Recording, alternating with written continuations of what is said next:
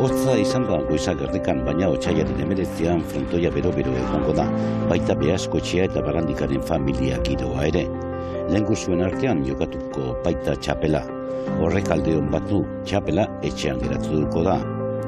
Hartungo bai posamena nik sabik ere bazten badauen, da penie bai apurtxu bet, baina bueno. Irabaztie, kirto penie mongozte, baina bai postuko naz, ni espana zen Diego izetie ganera, beren azkenengo txapela.